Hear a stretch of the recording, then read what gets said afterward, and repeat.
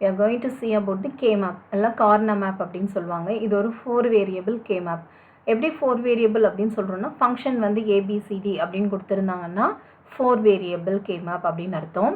இது வந்து summation M அப்படின்னு கொடுத்துருக்காங்க. ஸோ இது வந்து சம் ஆஃப் ப்ராடக்டில் இருக்குது அப்படின்னு அர்த்தம். ஓகே, மின் டேர்ம்ஸில் கொடுத்துருக்காங்க. சமேஷன் எம்னா மின் டேர்ம்ஸில் இருக்குது. ப்ராப்ளம் என்னன்னு பார்க்கலாம். Reduce the following using Karnaugh map R K-map அப்படின்னு கொடுப்பாங்க.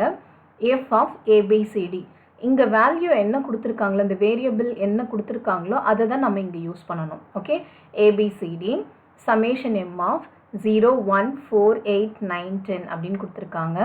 இது வந்து ரொம்ப சிம்பிளான ஒரு ப்ராப்ளம் தான். இந்த ப்ராப்ளம் எப்படி சால்வ் பண்ணுறது அப்படின்றத பார்க்கலாம். முதல்ல 4 வேரியபிள் அப்படின்னா 2 power n அப்படின்னு வரும்போது 16 அப்படின்னு 2 power 4 வந்து 16. அப்போ 16 செல்ஸ் இருக்கும். 0லேருந்து ஆரம்பித்தோம்னா 15 வரைக்கும் வரணும். என்னென்ன வேரியபிள் கொடுத்துருக்காங்க? ஏபிசிடின்னு கொடுத்துருக்காங்க. ஸோ உங்கள் வந்து வேல்யூ வந்து ரெண்டாக ஸ்ப்ளிட் பண்ணுவீங்க. ஏபி அண்ட் சிடி அப்படின்னு ஸ்ப்ளிட் பண்ணுவீங்க. இந்த சைடில் இருக்கிற இந்த காலம் எல்லாம் 0 0 0 1 1 1 1 0ன்னு பிரிச்சுக்கணும். இந்த சைடில் இருக்கிறது வந்து 0 0 0 1 1 1 1 0 அப்படின்னு பிரிச்சுக்கணும். ஓகே, ஸோ ஏபிசிடி என்ன வேல்யூ கொடுத்துருக்காங்களோ இன்கேஸ் WX YZன்னு கொடுத்துருந்தாங்கன்னா இங்கே WX இங்கே YZ அப்படின்னு எடுத்துக்கணும். என்ன வேரியபிள் கொடுத்துருக்காங்களோ அதை தான் நம்ம ரெப்ரசன்ட் பண்ணணும். ஓகே, ஸோ இங்கே வேல்யூ வந்து பார்த்திங்கன்னா பாக்ஸ்க்குள்ளே இது வந்து 4x4 மேட்ரிக்ஸ் எடுத்திருக்கோம். இதில் வந்து இந்த சைடில் இருக்கிறதெல்லாம் ஏபி, இந்த சைடில் இருக்கிறதெல்லாம் சிடின்னு எடுத்துட்டோம். உள்ளே இருக்கிற செல்ஸ் வந்து 0 1 3 2 4 5 7 6 அப்புறம் இந்த வேல்யூ இந்த ரோவை விட்டுட்டு அதுக்கு அடுத்து இருக்கிற ரோ தான் 8 9 இது வந்து 10 இது 11. ஓகே, 12 13 15 14 இதை மாதிரி நேம் கொடுத்துக்கணும். இது ஏன் நம்ம நேம் கொடுத்துருக்கோம் அப்படின்றத K-map இன்ட்ரோடக்ஷன்லேயே நான் கொடுத்துருக்கேன். அது ரொம்ப பழைய வீடியோ.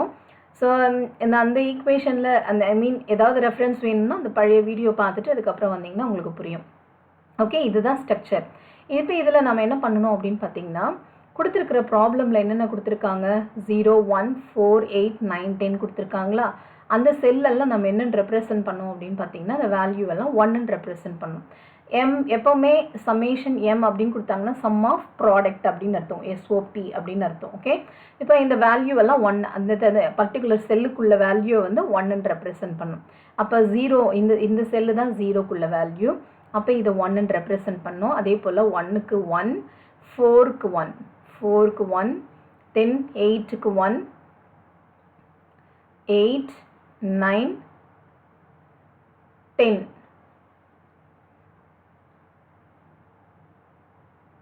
ஓகே 0 1 4 8 9 10 இதுதான் கொடுத்துருக்காங்க. இந்த ஈக்குவேஷனில் நம்ம எப்போவுமே ஒரு செல் அப்படின்னு எடுத்துக்கிட்டோம்னா இந்த செல் வந்து இந்த சைடில் இருக்கிற வேல்யூ இந்த சைடில் இருக்கிற ரெண்டு வேல்யூமே பாருங்கள். இப்போ இது ஏபி வேல்யூ வந்து 0 0 சிடி வேல்யூ 0 0. அப்போ இந்த செல்லோட வேல்யூ வந்து பார்த்திங்கன்னா 0 0 0 0 அப்படின்னு வரும். 0 0 0 0 அப்படின்னது ஏ bar B bar C bar D பார்னு எழுதலாம். ஒரு சில நொட்டேஷன் புக்ஸில் நீங்கள் எடுத்து பார்த்தீங்கன்னா C bar D bar C bar D இந்த மாதிரி டைரெக்டாகவே கொடுத்துருக்காங்க.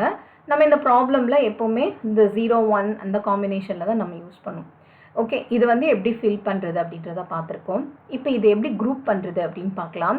ஸோ நார்மலாகவே குரூப் பண்ணுறதுக்கு மொத்தம் எத்தனை கேட்டகரிஸ் இருக்குது அப்படின்னு பாருங்கள். இங்கே மொத்தம் எத்தனை செல்ஸ் இருக்குது? 16 நம்பர் ஆஃப் செல்ஸ். 16 செல்ஸ் இருக்கா அப்படின்னு பாருங்கள். 16 நம்பர் ஆஃப் ஒன்ஸ் வந்து கம்பைண்டாக இருக்கணும். ஓகே, ஸோ நியர்பை ஒன்ஸ் எல்லாமே கவுண்ட் பண்ணும்போது ஃபார் எக்ஸாம்பிள் இது நியர்பை 1 அப்போ 2 வேல்யூஸ் வந்து நியர்பை இருக்கா? இது போல் எல்லா செல்லுமே 16 ஒன்ஸாக இருக்கா அப்படின்னு பார்த்தீங்கன்னா இல்லை. அப்போ 16 காம்பினேஷன் இல்லைன்னா அடுத்த காம்பினேஷன் என்ன செக் பண்ணணும்னா 8 நம்பர் ஆஃப் ஒன்ஸ் இருக்கா அப்படின்னு செக் பண்ணணும். அதுலேயே 8 நம்பர் ஆஃப் ஒன்ஸ் நமக்கு அவைலபிளாக இல்லை. நெக்ஸ்ட்டு வந்து 4 ஒன்ஸ் இருக்கா அப்படின்னு பாருங்கள். இப்போ இங்கே பாருங்கள், இங்கே வந்து 4 ஒன்ஸ் இருக்குது. ஓகே, ஸோ இங்கே ஒரு 1 இருக்குது, இங்கே 2 ஒன்ஸ் இருக்குது. இப்போ நம்ம ஒரு பேப்பரை வந்து இந்த சைட்லேருந்து ஃபோல்டு பண்ணோம் அப்படின்னா இது ரெண்டுமே நியர்பை வரும். அதே போல் இந்த சைடு, ஓகே நான் சொல்கிறது புரியுதுன்னு நினைக்கிறேன், இந்த சைடையும் ஒரு பேப்பர் எடுத்துக்கிட்டிங்க அப்படின்னா ஃபோல்டு பண்ணால் எப்படி இருக்கும்? நியர்பை வந்துடும். ஓகே, அதே போல் லெஃப்ட் சைடையும் ரைட் சைடையும் ஒரு பேப்பராக இருந்ததுன்னா ஃபோல்டு பண்ணலாம். அப்போ இவங்களுக்கு இது வந்து நியர்பை வேல்யூ அப்படின்னு அர்த்தம். பட் கிராஸில் மட்டும் நம்ம பண்ணக்கூடாது. ஓகே, கிராஸில் வந்து நம்ம குரூப்பிங் பண்ணக்கூடாது, காரணம் கொண்டு கிராஸ் பண்ணக்கூடாது. இப்போ இந்த டாப்பில் வந்து பார்த்திங்கன்னா 2 ஒன்ஸ் இருக்குது, இங்கே வந்து பாட்டமில் 2 ஒன்ஸ் இருக்குது.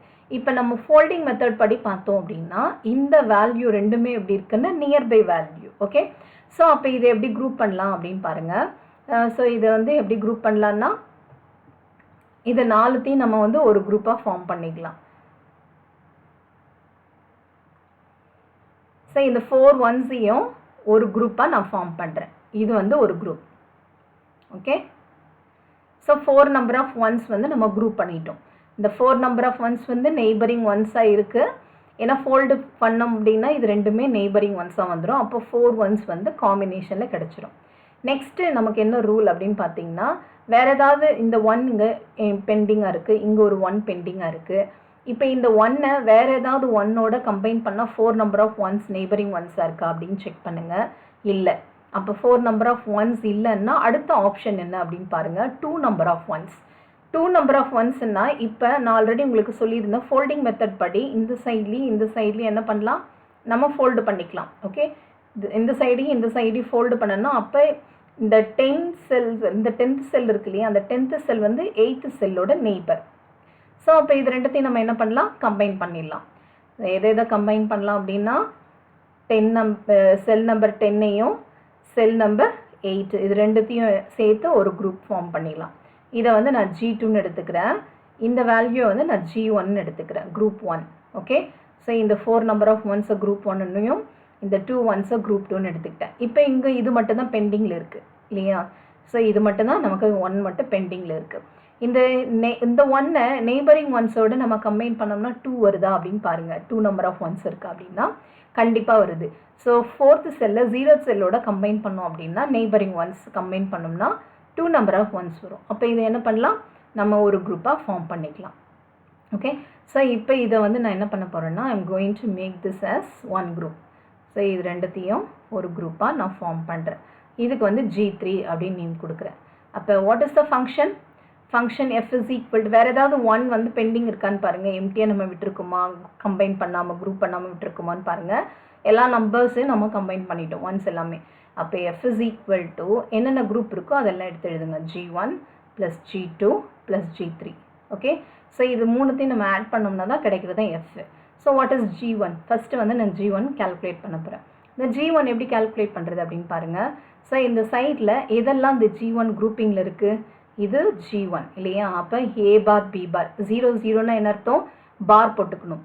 1ஆக இருந்ததுன்னா ஏபின்னு அர்த்தம். ஓகே, ஸோ இப்போ இந்த குரூப்பிங்கில் இந்த சைடில் என்ன இருக்குது அப்படின்னா A பார் B பாரும், அதே போல் இந்த 2 ஒன்ஸ்க்கும் நடுவில் 1 0 இருக்குது. அதே போல் இந்த சைடில் 0 0 0 1 இருக்குது. ஓகே, ஸோ இதை உங்களுக்கு இன்னும் தெளிவாக நான் சொல்கிறேன்னு பாருங்கள். இப்போ இந்த ஈக்குவேஷனில் நமக்கு என்னென்ன இருக்குது, 0 0, இங்கே இருக்கிற வேல்யூ வந்து 1 0. இதே டாப்பில் எடுத்துக்கிட்டாங்க அப்படின்னா 0 0 0 1. ஓகே, இது சிடிக்குள்ள வேல்யூ, இது ஏபிக்குள்ள வேல்யூ. ஓகே, இது ஏபிக்குள்ளது, இது சிடிக்குள்ளது. இப்போ இதில் பார்த்தீங்க அப்படின்னா இந்த காமனாக இருக்கிற டேர்ம் இருக்கு இல்லையா, இதை விட்டுருங்க. இந்த காமன் டேர்ம் அப்படியே இருக்குன்னா வச்சுக்கோங்க. That is you have to keep the value as it is. But இங்கே பார்த்தீங்கன்னா இது வந்து ஏ பாராக இருக்குது, இது ஏவாக இருக்குது. அப்போ இதை வந்து கேன்சல் பண்ணிக்கலாம். 0 1 இருந்ததை கேன்சல் பண்ணலாம். அப்போ காமன் டேர்ம் என்னன்னு பார்த்தீங்கன்னா பி பார் காமன் டேர்ம். அதே போல் இதில் வந்து சிடி இருக்கு இல்லையா. இப்போ இது வந்து சி, இது டி, இது சி, இது டி. இப்போ இதில் வந்து டி வந்து பார்த்திங்கன்னா 0 and 1 இருக்குது. இது இப்போ டி + டி பார் காம்பினேஷனில் இது கேன்சல் ஆகிடும். காமன் டேர்ம் 0ன்னு இருக்குது. அப்போ இதுக்கு நேராக என்ன இருக்குது, சி இருந்ததுன்னா அது 0ன்றதுனால சி பார்னு ரெப்ரசன்ட் பண்ணுவோம். அப்போ கம்பைன் பண்ணோம்னா B bar into C bar தான் ஆன்சர். புரிஞ்சிருக்கும்னு நினைக்கிறேன். C bar into B bar. Okay, இதுதான் குரூப் 1ஓட வேல்யூ. Next group 2. குரூப் 2 பாருங்கள். குரூப் 2ல் நம்ம என்னென்ன பண்ணியிருக்கோம், ஸோ இந்த 2 வேல்யூ எடுத்திருக்கோம். ஓகே, குரூப் 2ல் எதெல்லாம் இருக்குது அப்படின்னு பார்த்தீங்கன்னா, குரூப் 2 இந்த ஆரஞ்சு கலரில் பண்ணியிருக்கேன்னா இது குரூப் 2. இப்போ இந்த சைடில் என்ன இருக்குது, 1 0 மட்டும்தான் இருக்குது. ஓகே, இந்த குரூப்பில் ஏபி சைட்லேருந்து பார்த்தோம் அப்படின்னா 1 0 மட்டும்தான். பட் இந்த சிடியில் பார்த்தோம் அப்படின்னா 0 0வும் வருது, 1 0வும் வருது. அப்போ நமக்கு இந்த சைடில் லெஃப்ட் ஹேண்ட் சைடில் என்ன இருக்குது அப்படின்னு பார்த்தீங்கன்னா, லெஃப்ட் ஹேண்ட் சைடில் வி காட் 0 1 0, இது வந்து ஏபி வேல்யூ. இதே சிடியில் பார்த்தோம் அப்படின்னா வி ஹாவ் 0 0 and 1 0. இப்போ இதில் வந்து 1 0 அப்படின்றது கேன்சல் ஆகிடும் நம்ம பார்த்துருக்கோம். C + C பார் படி கேன்சல் ஆகிடும். இப்போ 0ன்றதுனால இது என்ன ஆகிடும்? பார் ஆகிடும். இது வந்து நமக்கு ஆல்ரெடி இருக்கிற வேல்யூ, இது எதுவுமே கேன்சல் ஆகாது. அப்போ 1ன்னா A, 0க்கு பார். அப்போ இந்த ஈக்குவேஷனில் இது எப்படி எழுதலாம்? ரெண்டு அப்படியே மூணுத்தையும் கம்பைன் பண்ணோம் அப்படின்னா வில் பி கெட்டிங் இந்த C வந்து வராது. அப்போ A B bar into D bar அப்படின்னு வரும். ஓகே, அதே போல் we are going to observe for G3. இப்போ G3ல பாருங்கள், G3ல இந்த சைடில் லெஃப்ட் ஹேண்ட் சைடில் என்ன இருக்குது? இது G3, இதுதான் குரூப்பிங். இதில் ஏபியோட வேல்யூ 0 0 0 1, பட் சிடியோட வேல்யூ 0 0 மட்டும்தான் இருக்குது. இதை எப்படி எழுதலாம் அப்படின்னு பாருங்கள். ஸோ இங்கே எழுதுகிறேன். இல்லை ஏபியோட வேல்யூ நமக்கு 0 0 0 1, சிடியோட வேல்யூ நமக்கு 0 0 மட்டும்தான் இருக்குது. அப்போ இதில் வேறு ஆப்ஷனே இல்லை, இது மட்டும்தான் இருக்குன்றதுனால 0க்கு C பார், இந்த 0க்கு D பார். பட் இதில் பார்த்தீங்க அப்படின்னா ஏன்றது காமனாக இருக்குது, பட் இந்த பி டேர்ம் வந்து 0 1 இருக்கிறதுனால இது கேன்சல் ஆகிடும். இப்போ 0 அப்படின்னா நமக்கு என்ன வரும்? பார் அப்படின்னு ரெப்ரசன்ட் பண்ணும். அப்போ இதை கம்பைன் பண்ணோம்னா A bar C bar D பார்னு எழுதலாம். So from this we can write G3 is equal to A bar C bar D bar. இப்போ ஆல்ரெடி நம்ம பார்த்தோம் what is F? Addition of all the groups. அப்போ F is equal to B bar C bar plus A B bar D bar plus A bar C bar D பார். இதுதான் உங்களோட final expression. So இது எழுதுனீங்கன்னாவே போதும், உங்களுக்கு full mark கொடுத்துருவாங்க. இதுதான் easiest method. எப்படி நம்ம காப்பி எக்ஸ்பிளைன் பண்ணுறதுக்கு வேணால் அந்த டைம் ஆகிருக்குமே தவிர, பட் இதை நீங்கள் போடும்போது ரொம்ப ரொம்ப கம்மியான டைம் பீரியடில் இதை ஃபினிஷ் பண்ணிடுவீங்க. தேங்க்யூ.